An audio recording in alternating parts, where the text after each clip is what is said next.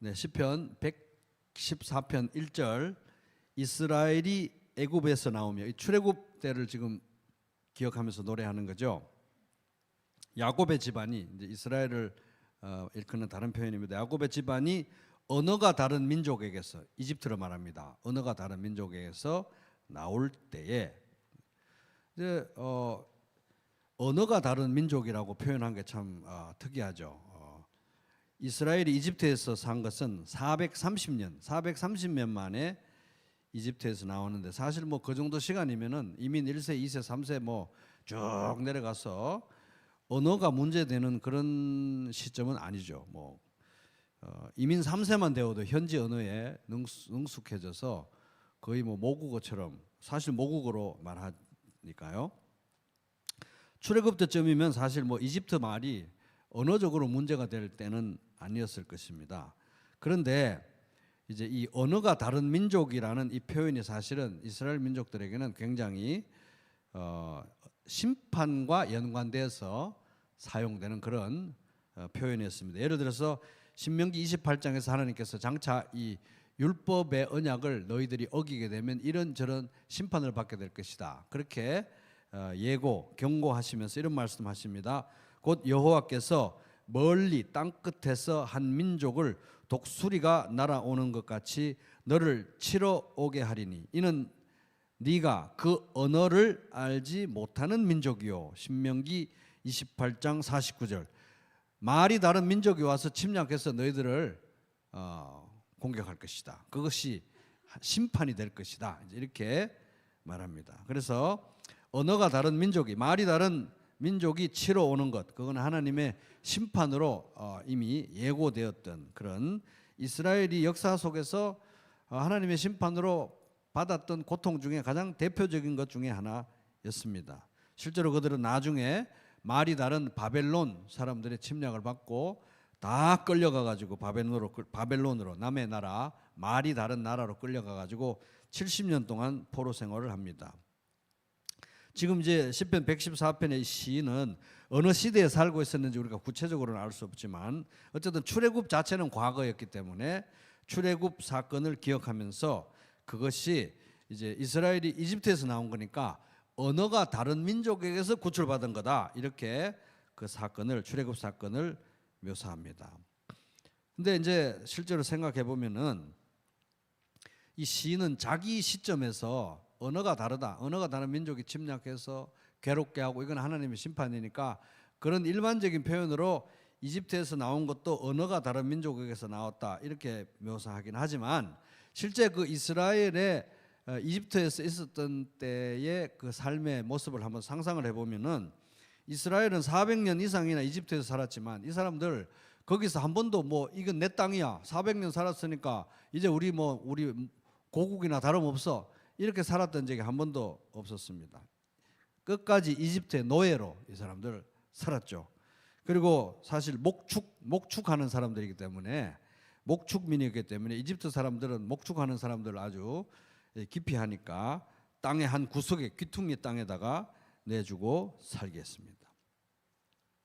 그래서 이제 이들은 이제 이 이집트 노예 생활을 하던 이스라엘 사람들 중에 그나마 그래도 하나님을 바라보고 하나님의 약속을 바라보았던 사람들, 이집트는 우리 고향이 아니다. 그냥 나그네처럼 주변인으로 이집트에서 그렇게 살았는데 그들이 그나마 바라보았을 법한 고향은 어디였느냐?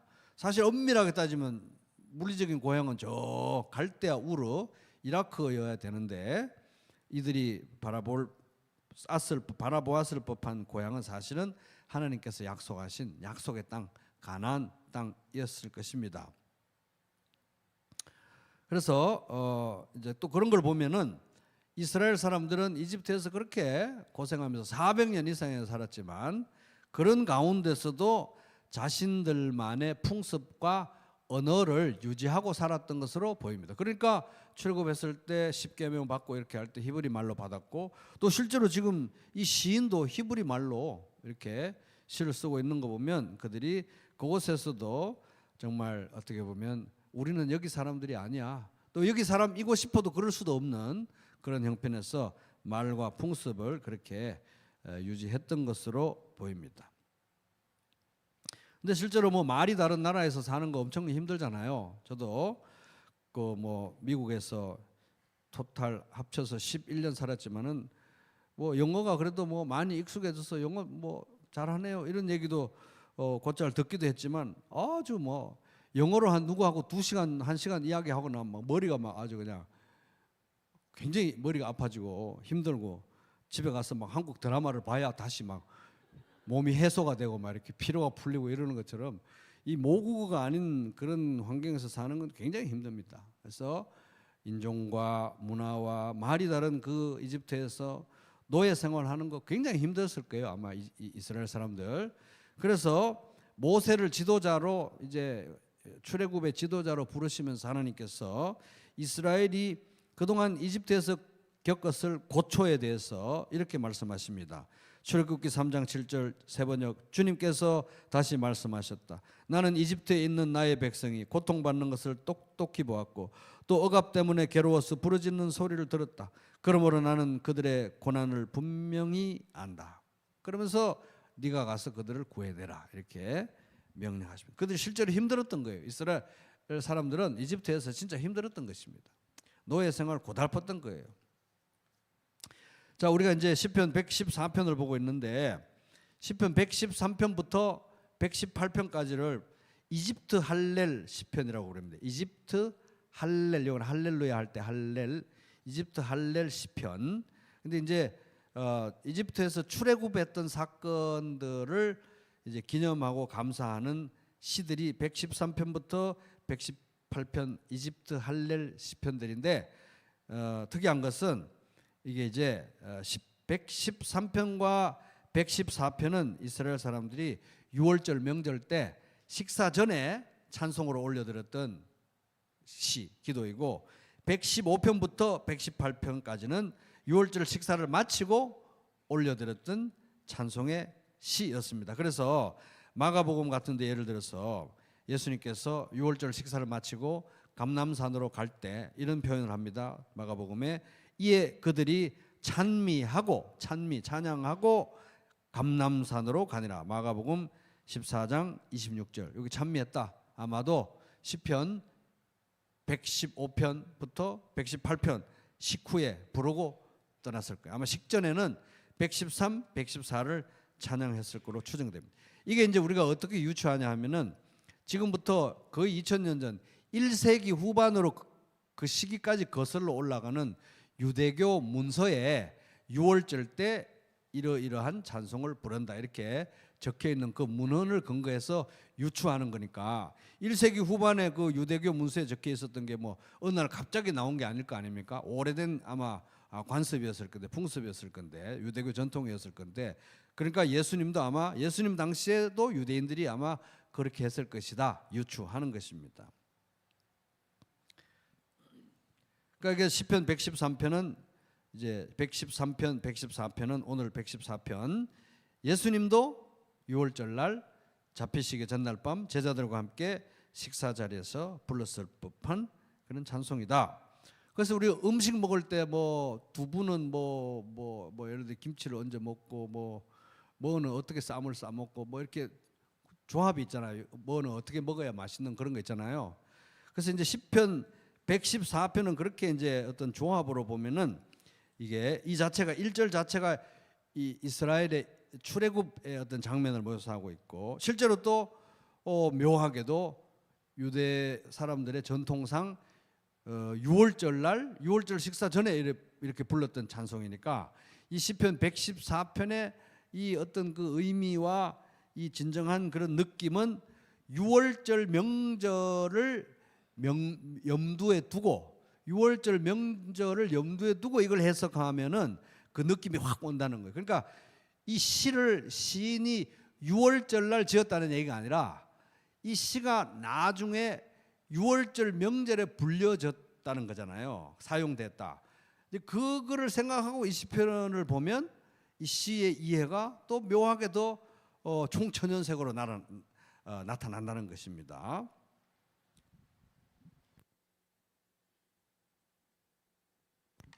그래서 이제 유월절 상황이라는 것은 이제 좀 더 확장하면 이스라엘이 구원받은 상황이니까 하나님의 이스라엘을 위한 구원 사건을 기억하는 거니까 사실 이스라엘의 모든 삶에 영향을 끼치는 거고, 또 그런 면에서 유월절 자체가 장차 오실 예수님의 십자가를 가리키는 거니까 우리에게도 굉장히 큰 교훈을 주는 시입니다. 자, 유월절은 유대인의 명절 중에 가장 큰 명절이었죠. 가장 큰 명절이었습니다. 유월절은 유대인 달력으로 하면 첫째 달 14일부터 시작되는 그런 명절입니다. 우리 지금 현재 우리나라 달력으로 하면 3월 중순쯤에 시작이 되는 명절입니다. 유월절 때는 뭐 가장 대표적인 게 장차 오실 예수님을 미리 예표하는 유월절 어린 양을 잡아서 또 먹고,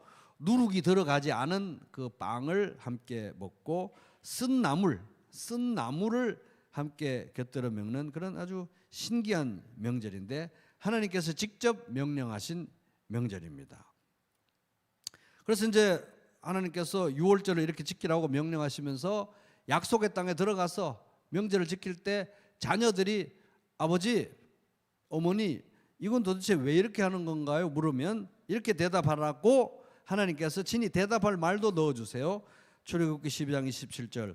그러면 여러분은 그들에게 이렇게 대답하라는 거예요. 이것은 주님께 드리는 유월절 제사다. 주님께서 이집트 사람들을 치실 때에 이집트에 있던 이스라엘 자손의 집만은 그냥 지나가서 피를 보고 넘어가셔서 우리의 집들을 구하여 주셨다라고 대답해라. 이렇게 처방해 주는 내용이 나옵니다.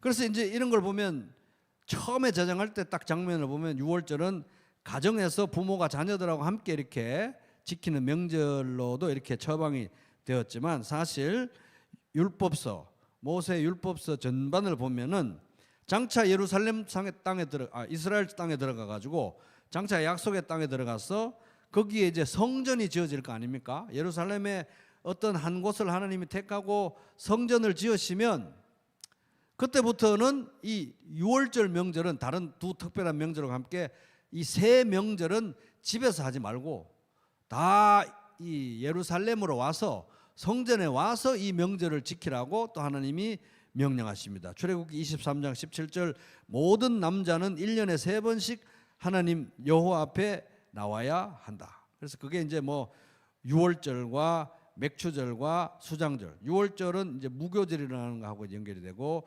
맥추절은 또 다른 말로 하면 칠칠절 또는 오순절, 또 그다음에 수장절은 초막절이라고, 이 세 가지 명절에는 하여튼 모든 남자들은 다 이제 예루살렘으로 와서 명절을 지켜라. 그러니까 만약에 이거를 이스라엘 땅에서 정착한 상태에서 유월절이라고 온 나라 사람들이 다 예루살렘으로 모여가지고 거기서 막 어마어마한 짐승들을 잡고 제사를 지내고 유월절을 먹으면 이게 굉장한 사건이죠. 한 국가가 통째로 그렇게 하니까, 그죠? 어마어마한 그런 행사가 되는데, 그래서 그런지 희한하게도 이렇게 이제 처음에 출애굽기 12장에서 집에서 엄마 아빠하고 이렇게 유월절 명절을 지키는 그거 말고, 성전을 지었을 경우에는 아무 데서나 그렇게 지키지 말고 이 세 가지 특별한 명절은, 큰 명절은 예루살렘에 와서 성전에서 하나님께 예배하고 거기서 지켜라.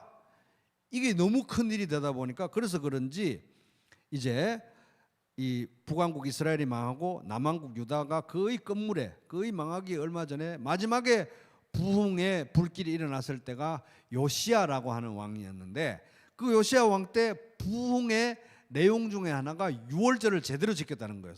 율법에 딱 처방된 대로 그대로 유월절을 지켰습니다. 그래서 열왕기하 23장 21절에 보면은 요시야 왕이 모든 백성에게 명령하여 이르되, 이 언약책에 율법책에 기록된 대로 너희의 하나님 여호와를 위하여 유월절을 지키라 하며, 그래서 유월절 지켰어요. 근데 이런 얘기가 나옵니다. 사사가 이스라엘을 다스리던 시대 때부터 이스라엘의 여러 왕의 시대와 유다 여러 왕의 시대에 이렇게 유월절을 지킨 일이 없었더니, 제대로 유월절을 지킨 일이 거의 없었던 거예요. 이해도 가는 게, 이게 뭐 웬만한 정성 가지고는 지킬 수 있는 명절이 어마어마하게 와가지고 해야 되니까, 이제 참 안타깝게도 유월절을 율법책에 적힌 대로 지킨 경우가 이제 요시야 왕 때, 또 그 앞에 히스기야 왕 때, 뭐 이런 때 말고는 별로 없었던 것입니다. 이렇게 중요한 명절인데, 그래서 이렇게 중요한 명절인데 율법에 처방된 그대로 성전 있고 뭐 다 모여서 지키는 건 참 어려운 일이었고 실제로 지켜진 일도 많지 않았다. 그런 걸 볼 때 이게 뭐 각 가정 단위로 유월절을 지키든 온 국가가 공동체적으로 유월절을 지키든 유월절을 지킨다는 것 자체가 이 유월절의 의미와 가치를 아는 어떤 영적인 남은 자들, 하나님 말씀에 충실한 자들의 이 신앙의 표현이었던 거예요. 유월절을 지킨다는 것 자체가. 그런데 우리가 이제 신약으로 와서 이렇게 쭉 생각을 해보면 구약 시대는 그랬는데 또 예수님 당시에 복음서나 이런 걸 보잖아요. 그러면 복음서에 요한복음의 12장 20절에 이런 말씀이 나옵니다. 명절에 예배하러 온 사람 중에 헬라인 몇이 있는데, 이런 말이 나와요. 그러니까 이제 이거는 이제 그 당시에 이스라엘 본토에 안 살고 흩어져서 살던 유대인들을 디아스포라라 그러고, 또 디아스포라들이 흩어져서 살다가 막 영향을 끼치니까 이방인들 중에서도 이 유대교로 전환하는 사람이 있었을 거 아니에요. 그런 헬라인들이 이 예루살렘에 명절 지키러 왔다는 얘기가 요한복음의 복음서에 나와요. 이게 이제 아주 국제적인 행사가 돼가지고 명절 지키러 온다, 이런 내용이잖아요. 근데 그 단적인 예가 오순절날 이제 성령 강림할 때 막 베드로가 이제 설교하고 할 그때 있잖아요. 그때 어떤 사건이 벌어졌냐면 사도행전 2장 9절에 보면 이 오순절 아까 이제 그 큰 명절 세 개 중에 하나가 오순절 하나 있다 그랬잖아요. 이 오순절 명절 지키러 유대 사람만 온 게 아니라 그 당시는 이제 로마 제국이었으니까 로마 제국 전역에 흩어져 있던 유대인 디아스포라들하고 그다음에 또 유대교로 개종한 이방인들하고 엄청난 사람들이 다양한 나라에서 온 거예요. 그래서 이제 사도행전 2장 9절에 보면 이제 그 사람들이 이 제자들이 막 이제 방언으로 말하는 걸 이제 들으면서 온갖 말로 방언이 다양한 나라 말로 들리니까 이제 이런 얘기합니다. 우리는 바데인과 메데인과 엘람인과 또 메소포타미아, 유대와 갑바도기아, 본도, 아시아, 부르기아, 밤빌리아, 애굽, 구레네 가까운 리비아 여러 지방에 사는 사람들과 로마로부터 온 나그네 곧 유대인과 유대교에 들어온 사람들과 그레데인과 아라비아인들이라. 그런데 우리가 어떻게 이렇게 다양한 말을 듣느냐 이러거든요.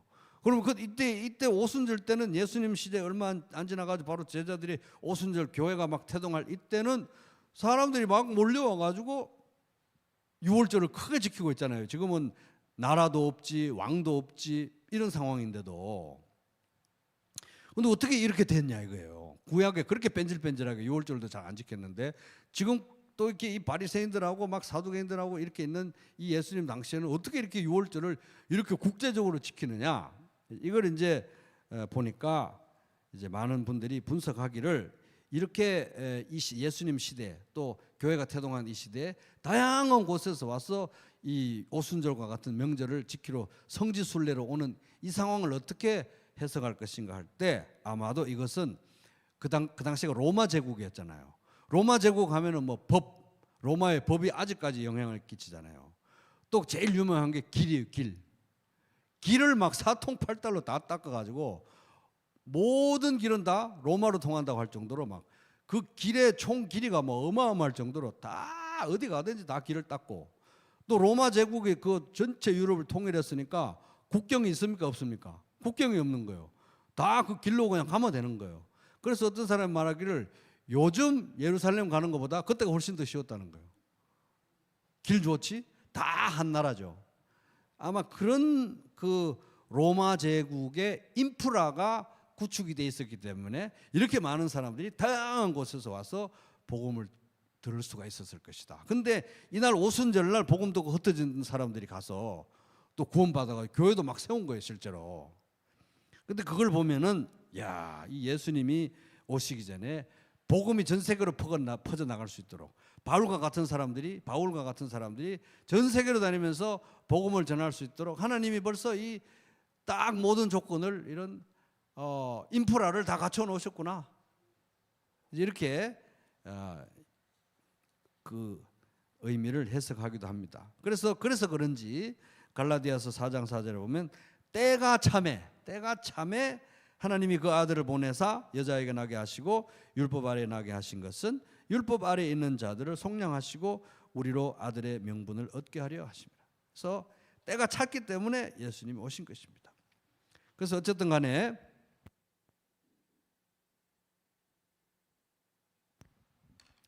이스라엘이 유월절은 유월절이라는 명절은 이스라엘이 낯선 땅에서 말도 언어도 다른 이방인과 함께 살다가 그들 가운데 노예로 살았던 그 암울하고 고통스러운 그 생활에서 해방된 날을 기억하고 감사하는 게 이제 유월절이죠. 그리고 이제 그 유월절을 이제 하나님께서 처방하고 명령하실 때 그 모든 상황이 다 이제 갖춰지면 사실은 원론적으로는 예루살렘에 모여가지고 예루살렘 성전에서 이 유월절을 예루살렘에서 명절을 지켜야 하는 국가적인 이제 명절인 것입니다. 그러면 이제 만약에 그렇게 처방되는 그 이상적인 형태로 유월절을 지키면은 그것은 하나님이 이제 제대로 통치하시는구나. 하나님의 통치, 하나님의 권능, 하나님의 그 약속을 지키시는 헤세드의 사랑, 그 구원 뭐 이런 걸 막 기념하고 이제 그렇게 이제 그 율법서에 처방된 가장 이상적인 형태의 유월절을 지키려면 뭐가 있어야 되냐 하면 일단 나라가 제대로 서 있어야 되고 왕도 제대로 된 왕이 있어야 되고 그죠? 그다음에 성전도 서 있어야 돼요. 그래야 그거 가가지고 예루살렘에서 이렇게 하나님이 원래 처방하신 대로 유월절을 지킬 수 있는 거지요. 그러면 이제 뭐 온 백성들 모여서 막 서로 음식 나눠 먹고 유월절을 기념하고 감사하고 예배하고 그러는 건데, 그런데 이스라엘 역사를 생각해 보면 그런 모든 조건이 맞는 때가 많았다 적었다 별로 없었어요. 그런 모든 조건이 맞는 때가 별로 없었어요.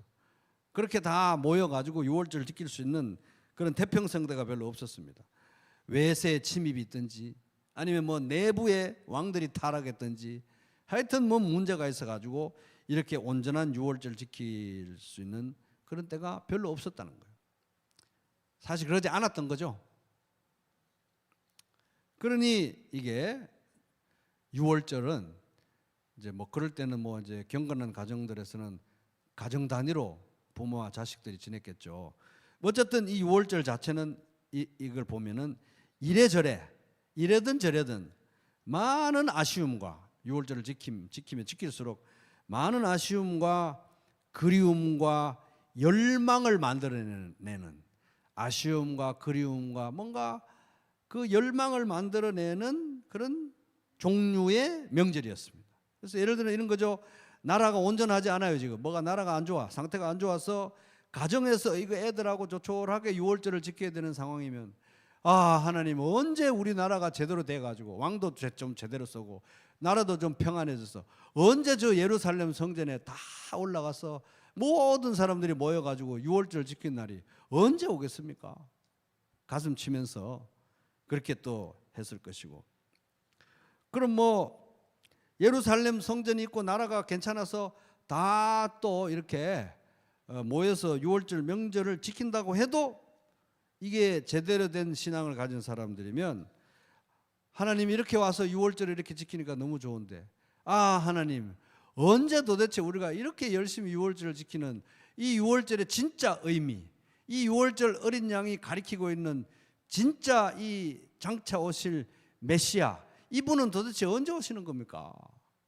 그러니까 뭐 나라가 번듯해서 다 모여서 유월절 지켜도 이 장차 오실 메시아는 도대체 언제 오시는 겁니까? 계속 아쉬움이 남는 그런 끊임없이 하나님께서 보내실 유월절 어린 양을 기억하고 기념하고 갈망할 수밖에 없는 종류의 명절이었던 것입니다.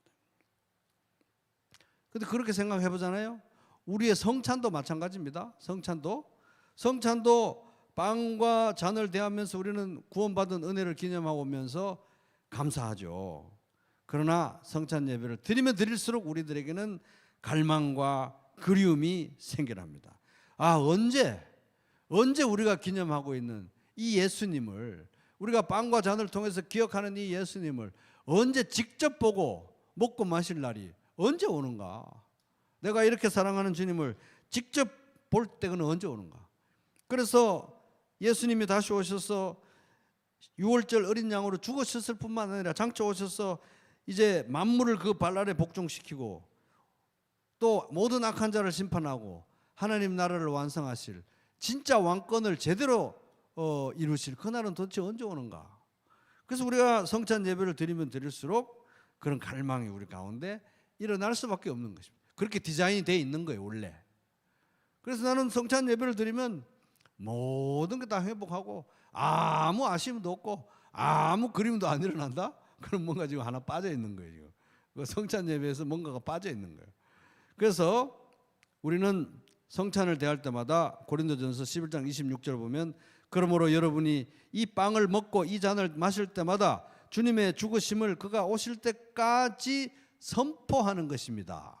그 말은 뭡니까? 성찬은 성육신 하신 예수님, 십자가에 죽으신 예수님, 부활하신 예수님, 그리고 다시 오실 예수님의 다시 오심까지 포함해서 기념하고 기억하고 갈망하는 의식이 이 성찬 예식인 것입니다. 계속해서 뭔가 한쪽에는 한 기퉁이에는 계속 갈망을 소망을 불러일으킬 수밖에 없는 간절한 기다림을 불러일으킬 수밖에 없도록 디자인된 것이 이 성찬 예식이라는 것입니다. 자, 그래서 114편 1절 2절 같이 한번 읽어보겠습니다. 시작. 이스라엘이 애굽에서 나오며 야곱의 집안이 언어가 다른 민족에게서 나올 때 유다는 여호와의 성소가 되고 이스라엘은 그의 영토가 되었도다.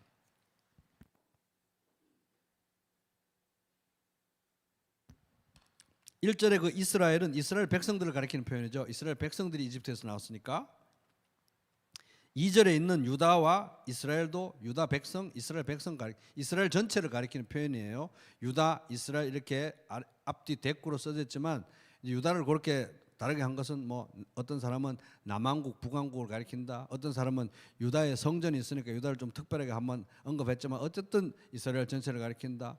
아니면 뭐 이때는 아마 이스라엘 북왕국 이스라엘은 아마 멸망했으니까 유다를 일단 먼저 언급하고 이스라엘 전체를 어찌 됐든 간에 하여튼 유다와 이스라엘은 유다 사람, 이스라엘 사람을 가리키는 사람을 가리키는 표현이에요. 땅이 아니라. 왜냐하면 1절에도 이스라엘을 애굽에서 데리고 나왔잖아요. 2절에도 유다와 이스라엘은 이 사람들을 백성을 가리키는 표현입니다. 그런데 보세요. 2절 같이 읽어보겠습니다. 2절 엄청 중요하고 이게 지금 1절 출애굽 얘기를 하다가 출애굽에 대한 6월절에 대한 이런 출애굽에 대한 얘기를 하다가 2절에 넘어오는 건 이거 한 절 딱 넘어왔는데 엄청나게 충격적인 내용입니다. 이게 2절 같이 한번 읽겠습니다. 시작. 유다는 여호와의 성소가 되고 이스라엘은 그의 영토가 되었도다. 아까 이제 6월절을 지키면 언제 우리는 이 땅이 다 정비되고 나라가 다 안정돼 가지고 예루살렘에 가서 6월절을 지킬까? 또 그렇게 되면 또 언제 예수님이 다시 오셔서 하나님 나라를 완성하시고 이런 그 모든 성취를 볼까? 뭐 계속해서 뭔가 그리워할 수밖에 없다고 그랬잖아요. 그런 이제 6월절의 디자인인데 어쨌든 간에 2절에 오면은 갑자기 말하기를 뭐 아까 6월절을 예루살렘 성전에 가서 뭐 지키고 그런 얘기도 잠깐 했는데 2절에서 충격적으로 이 유다 백성이 이스라엘 백성 자체가 여호와 하나님의 성소라는 거예요. 진짜 놀랍지 않아요? 구약에 이런 말씀이 있다는 게. 그죠?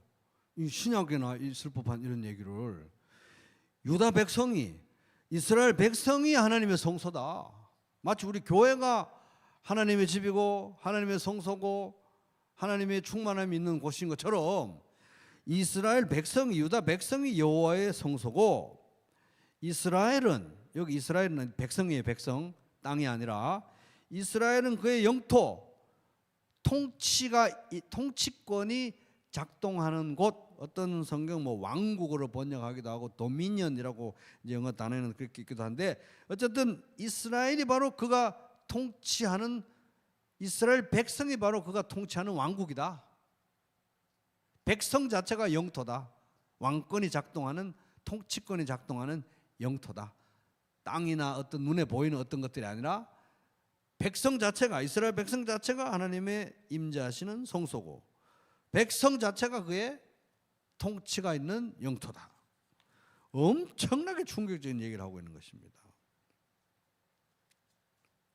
그러니까 이제 아까 제가 뭐 음식도 뭐 두부는 뭐 김치하고 먹고 뭐 이렇게 뭐 해야 이렇게 조합이 맞다고 하면은, 이 시편 114편은 그 자체로 이미 6월절 명절에도 같이 불러졌던 노래이기도 하고 내용도 같이 연관되기 때문에 6월절을 염두에 두고 우리가 이해를 한번 해보면 이게 굉장히 놀라운 게, 6월절을 지키면서 6월절에 이 시를 읽으면서 6월절의 의미를 생각하면서 6월절 그 명절이 가리키고 있는, 불러일으키는 갈망과 그리움에 대해서 막 얘기하면서 6월절 명절을 지키고 기억하고 감사하고 노래하면서 이들이 기억하고 명심하는 가장 중요하고 핵심적인 사상이 뭡니까?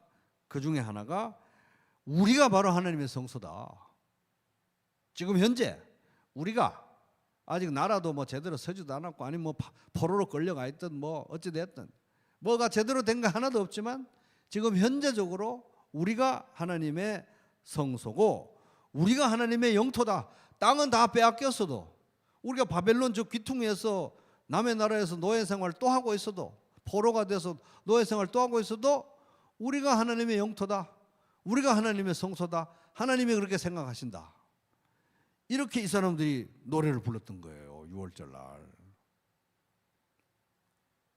그리고 또 뭐 나라가 번듯하게 있는 상태에서도 만약에 이 6월절 날 이 노래를 부른다 하면, 궁극적으로는 눈에 보이는 이런 것이 아니라 하나님의 백성들, 우리 사람이, 하나님께서 사랑하신 이 사람들이 우리가 공동체로서 하나님의 성소다, 하나님의 영토다.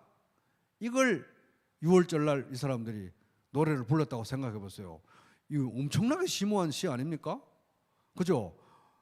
참 이런 거 보면 이 사람들은 명절도 참 뜻깊게 지낸다, 그런 생각이 듭니다. 그죠?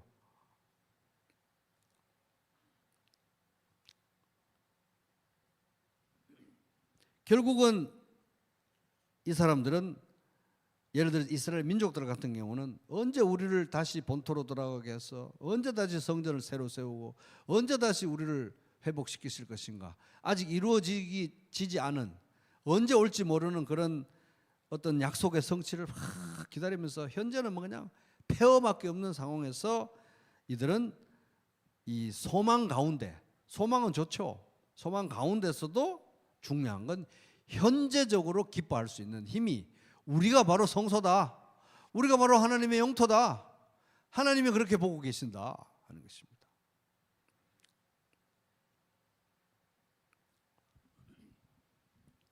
그러므로 하나님의 백성들이 가꾸어야 하는, 돌봐야 하는 가장 중요한 것은 건물이나 땅이 아니라 나 자신, 하나님 앞에서 나 자신, 그리고 하나님 앞에서 공동체를 이루고 있는 서로인 것입니다. 서로. 왜? 우리가 하나님의 성소과 함께 우리가 하나님의 영토이기 때문에.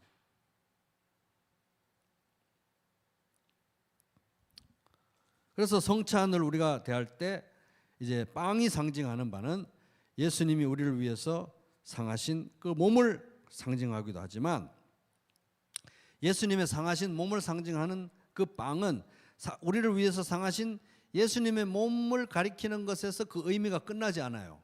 거기서 확장됩니다. 거기서 확장돼 가지고 그리스도의 몸이신 교회 공동체를 기억나게 하는 기능도 있어요, 이 빵이. 왜? 그리스도의 몸이 교회니까 거기까지 의미가 확장되는 것입니다. 그래서 고린도전서 11장 29절에 보면은, 주의 몸을 분별하지 못하고 먹고 마시는 자는 자기의 죄를 먹고 마시는 것이니라. 그것은 이제 뭡니까? 이 빵과 잔이 상징하는 모든 것에 대해서 합당하지 않게 이 성찬을 대하면 그건 죄를 먹고 마시는 거다. 예를 들어서 이제 우리가 좁게 생각하면은 빵과 잔은 나를 위해 상하신 예수님의 몸, 나를 위해 흘리신 예수님의 피, 이것에 대한 의미를 알고 이것을 감사하는 마음으로 성찬을 대해야 된다. 그런 걸 살피고 그런 걸 잘 분별해서 성찬을 대하라. 좁게 말하면 그런 의미도 되지만 좀 더 나아가서 확장된 의미로 생각하면 그 피로 이루신 이 교회 공동체인 예수님의 몸의 의미와 몸의 가치에 대해서 제대로 된 인식도 없이 예수님 사랑한답시고 이 예수님 몸인 교회를 우습게 여기면서 성찬을 대한다면 죄를 먹고 마시는 거다. 이 의미도 되는 것입니다. 그래서 가장 단적인 사례가 바로 그 앞에 나오는 내용입니다. 고린도전서 11장 21절부터 22절 세 번역으로 읽으면 몸을 제대로 분별하지 못하고 그리스도의 피로 이루신 교회 공동체의 가치와 의미를 제대로 분별하지 못하고 우습게 여기면서 성찬을 대한 전형적인 사례가 이겁니다. 먹을 때 그들은 이제 초대교회는 성찬을 밥 먹는 자리에서 같이 먹었기 때문에 밥 먹는 끄트머리에 같이 이제 먹었기 때문에 근데 애찬이라고 하죠. 애찬에 연결됐어요, 성찬이. 그래서 먹을 때 사람마다 제가끔 자기 저녁을 먼저 먹음으로 파틀락식으로 했나 봐요. 자기가 뭐 좀 음식을 들고 왔나 보죠. 뭐 모여서 뭐 음식하고 이럴 만한 뭐 시설도 별로 없었을 테니까 뭐라도 뭐 조금씩 싸웠겠죠. 그럼 이제 자기가 가지고 온 저녁을 먼저 먹음으로. 근데 다 노예들이니까 뭐 저녁에 오려고 하면 뭐 버스 밀린 사람, 뭐 퇴근 늦은 사람 이래가지고 막 저녁도 못 먹고 헐레벌떡 오는 사람, 뭐 그런 사람들일수록 뭐 먹을 거 못 가져올 거 아닙니까? 늦는 사람일수록. 그러니까 그 누구 기다리려면 또 늦는구나. 뭐 바쁜 건 아는데 오늘 또 늦네.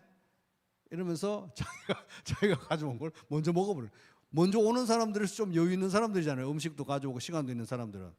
그래서 자기 저녁을 먼저 먹음으로 그 성찬이랍시고 하는데 애찬이랍시고 하는데 먼저 먹고 어떤 사람들은 배가 고프고 어떤 사람들은 또 너무 많이 먹어가지고 포도주를 막 너무 많이 마셔가지고 술에 취합니다.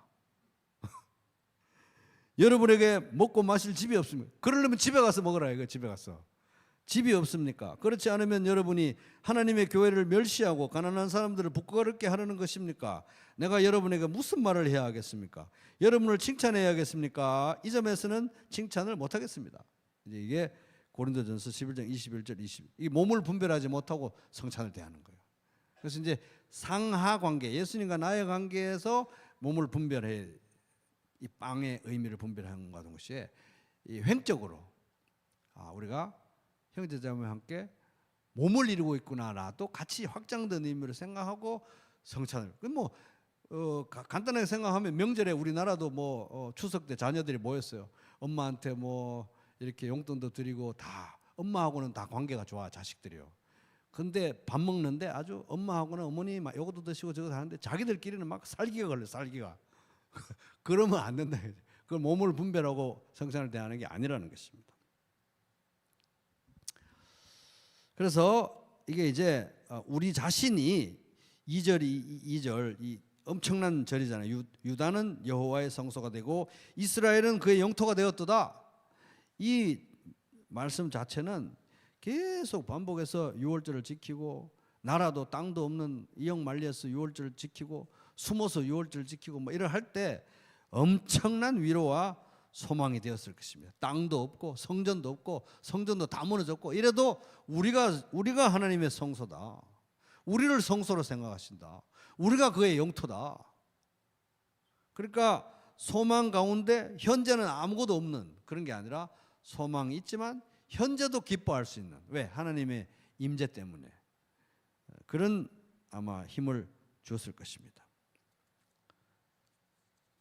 그러니까 이 우리가 성소다라는 이 사상은 이 시편 이 114편 기자가 만들어낸 게 아니고 이미 옛날에 출애굽할 때 하나님께서 이렇게 말씀하셨습니다.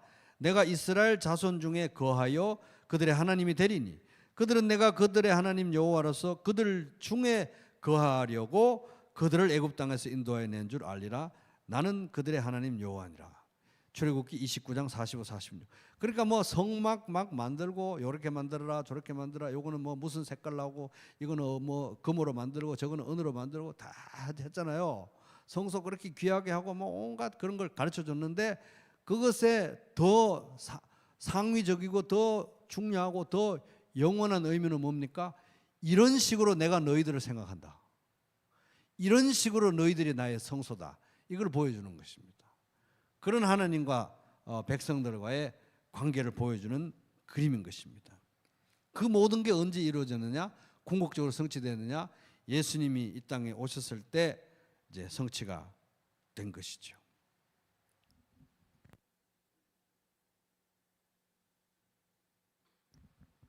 그러니까 여기 114편에 이스라엘 이 애굽에서 나오며 야곱의 집안이 언어가 다른 민족에서 나올 때 유다는 여호와의 성소가 되고 이스라엘은 그의 영토가 되었도다, 이렇게 이 시편에서 노래하는 이 기뻐하고 감사하고 찬양하는 이 사상은 바울도 에베소 교회에 편지할 때 모든 일을 그의 뜻의 결정대로 일하시는 이의 계획을 따라 우리가 예정을 입어 그 안에서 기업이 되었으니 이는 우리가 그리스도 안에서 전부터 바라던 그의 영광의 찬송이 되게 하려 하심이라. 에베소서 1장 11절 12절의 의미와 같은 것입니다. 그 일맥상통하잖아요, 그죠? 그게 이제 이루신 분이 말씀이 육신이 되어 우리 가운데 거하심에 우리가 그의 영광을 보니 아버지의 독생자의 영광이요 은혜와 진리가 충만하더라. 요한복음 1장 14절. 예수님 우리 가운데 천막을 치고 거하듯이 거하시고 성육신하셔서 십자가를 지심으로 이루신 일이고, 장차 요한계시록 21장 3절 내가 들으니 보좌에서 큰 음성이 나서 이르되 보라 하나님의 장막이 사람들과 함께 있으며, 결국에 가서는 이 계획이 다 완성된다는 거예요. 하나님의 장막이 사람들과 함께 있는 계획을 결국엔 하나님이 완성시키고야 말 것이다. 요한계시록 21장 3절. 천국의 가장 핵심적인 요소, 하나님의 장막이 우리 가운데, 하나님이 우리 가운데 거하신 임마누엘, 이게 이제 온전히 성취된 것이 바로 천국의 가장 중요한 의미고 요소다. 그럼 그동안 이 땅에 있는 동안 그럼 우리는 멀리 있는 소망만 바라보고 현재적인 어떤 기쁨과 충만함 없이 사느냐? 그게 아니라는 것입니다.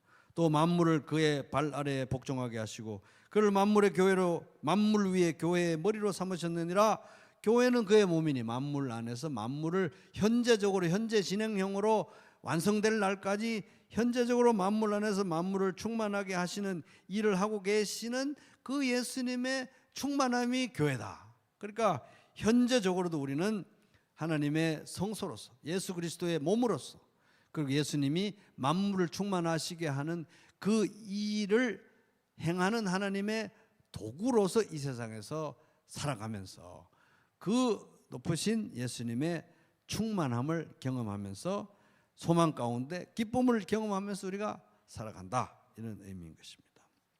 그래서 이제 6월절 기념은 그렇게 하나님의 구원과 구출을 기념하고 기억했을 뿐만 아니라 그것을 통해서 이루어 주신 성도의 공동체, 우리가 하나님의 성소고 우리가 하나님의 영토라는 것을 또 찬양하는 것으로 종적으로 횡적으로 확장됐던 것처럼 성찬의 자리에서도 우리는 우리를 구원하신 예수님의 그 십자가에 찢기신 살과 흘리신 피, 그걸 이 종적으로 기억함과 동시에 그 피로 사신 교회, 그리스도의 몸을 또 횡적인 그 의미를 확장해서 생각하면서 그렇게 우리 가운데 함께 임재하시고 우리를 불러서 이 자리에서 성찬을 먹이고 마시게 하는 그런 하나님 앞에서 더욱 서로 귀히 여기고 사랑하면서 성령의 하나 되게 하신 것을 힘써 지킬 때야 성찬의 의미를 온전히 구현하는 것이고 이 세상에서도 복음의 의미를 온전한 모습으로 드러내고 온전한 모습으로 드러내야 복음이 파괴력이 있고 이 세상을 구원하신 하나님의 유일하신 능력과 대안으로서 우리들에게 영혼 구원과 제자 삼는 위로부터 오는 부흥의 역사를 경험하게 하실 줄로 믿습니다.